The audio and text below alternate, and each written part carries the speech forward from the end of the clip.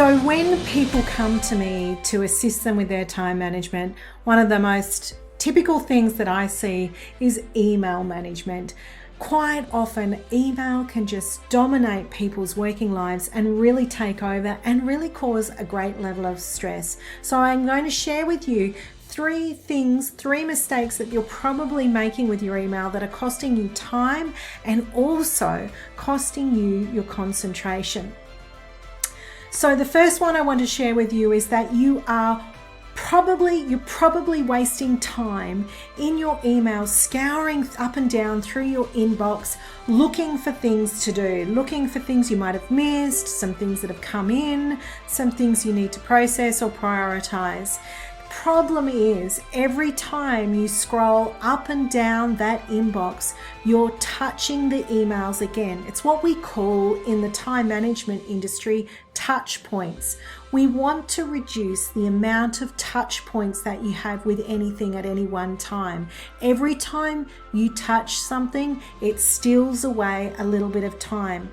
You don't think much of it. You don't think there's much at all. It may be a second or two, or maybe a minute or two. Maybe you're clicking on an email to open it up and read it just to refamiliarize yourself with what it was and what you needed to do, or what was that thing. And each time you do that, it steals a little bit of time from you. And if you have to do that 2 or 3 times with the same email, then that's another touch point over and over.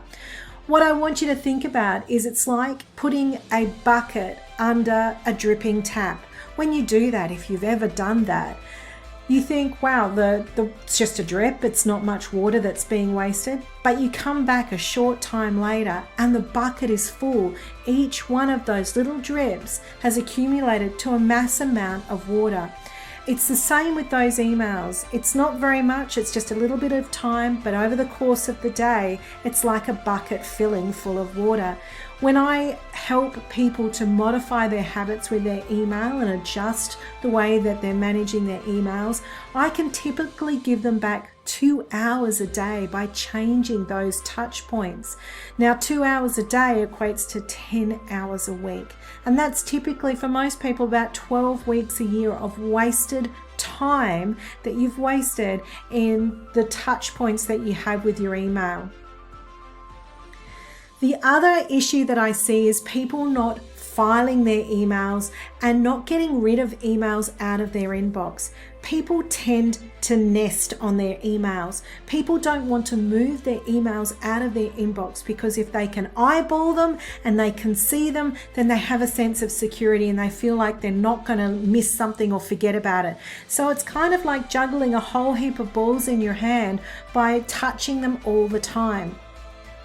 The analogy I'd like you to think about with this is, imagine your house is full of stuff and you're moving around the house trying to find things that you need to do. No doubt you're a person, if you're like me, where you've gone from one room to another and got distracted by something in another room and forgotten why you were there in the first place.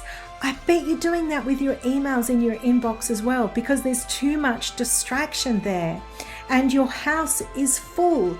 Now, if your house is full of stuff, what I would say to you is get rid of most of it. I'm not saying throw it away. I'm just saying to you to move it into the shed. Now, if you want to go into the shed and sort through it and fuss around in there, by all means do it. But let's clear your house so that you've got space to move and think and process things. You're going to need to do the same things with your email. I encourage my clients to move their emails that are 2 weeks or older out of their inbox and into the archive. You're not throwing it away, you're moving stuff out of your house and into the shed. Your inbox is being like a shed anyway. You're scouring up and down looking for things, trying to find things and getting distracted. Go and do that in the archive if you really have to, but keep your inbox as a receptacle for receiving, processing, and managing things on a day-to-day basis. And get things out and into the archive as soon as you can. You can create folders for actionable things or things that you need to read, but let's keep your inbox as a receptacle for processing incoming data and information. The other thing that I see people doing with their emails is not prioritizing them. Now, a lot of people will use features within their emails like the flagging features or starring features, or maybe they will mark emails as unread so that they stand out bold as they go through their inbox looking for things they need to action or do.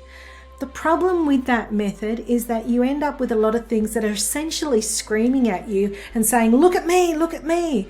And it gets very noisy. If there's lots of emails doing that, it's hard to know which one to listen to, which one to look at first. So you really need a good system for prioritizing your emails. Out of all those screaming emails, which one do you need to do today? Which one do you need to do tomorrow? Which one can you leave until later in the week? And which one can you actually put off until next week? The goal here is to be able to know which one you do first. It's not that any of these emails are not important. We're not saying that. But what you need to address is which of these emails is urgent and what is their level of urgency. That's the prioritization that you need to consider. So I'd love to hear from you. What are the major challenges you face with email? Is it that you can't prioritize? Is it that you can't find your emails? Is it that you get too many emails in one day and you can't find the things that you need to deal with, or you get distracted? Are you losing important information? Are you forgetting to follow up on things or chase people up or action things because they've got lost in your inbox or in folders? These are the common problems that I see for people in their email management. The good news is, if you're using Microsoft Outlook for work and you're using the Microsoft 365 process of dealing with emails, check with your employer or with your IT manager to find out if you are. I can give you back those 2 hours in a day. I've got a fantastic online course that I've developed that you can access in your own time to look at how you can manage those emails. So I'd love to hear from you. If you want any information on that course, please message me and I'll give you the details. Now, the good news is, if you are in Alice Springs, I have some training that's coming up in this area just for you. Now, the problem is the space is limited. I can only have a small number of people in the training room at any one time. Now, in this one-day workshop, we're going to share with you some really simple time management tools that you can adopt in order to get back those 2 hours per day. I'm going to show you some advanced features on how to automate things. You can even process your emails before they hit your inbox. Half the work is already done for you. You're going to be able to rapidly prioritize your emails, empty your inbox very, very quickly, and get very clear on what you need to do each day. And typically I find people, once they've done this program, they feel a bit lost, like, that's it, what do I do now? Now you go and do the work, because you're not paid to sit there and watch your emails. You're actually paid there to do the work. So if you want to find out about that face-to-face training, please let me know and I'll send you the details.